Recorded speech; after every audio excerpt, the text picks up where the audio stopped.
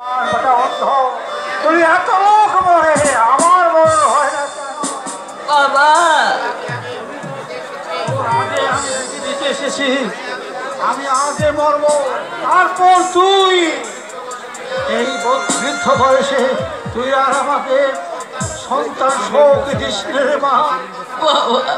আমার কথা না রাখলেও তোর ছেলের কথা ভাবা উচিত, ভাবা উচিত। ছেলে তো এখন বড় হয়ে গেছে, তার ভাবনা সে নিজেই ভেবে নেবে। পা দুটোই বল পাচ্ছি না, নইলে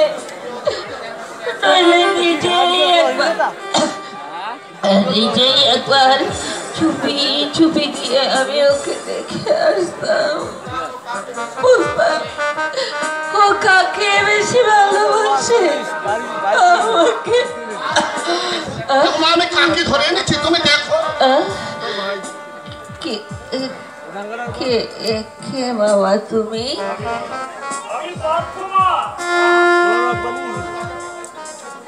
পার্থ? হ্যাঁ মা, তোমার ছোট ছেলে পার্থ। তুমি পার্থ? তুমি নয় মা, তুই তুই আমি তোমার ছোট ছেলে, আমি পার্থ।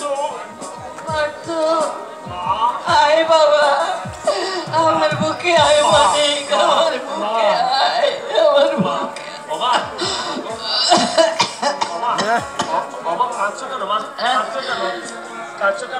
আমরা দু ভাই মিলে তোমার সমস্ত দুঃখ আমরা ঘুষিয়ে দেবো।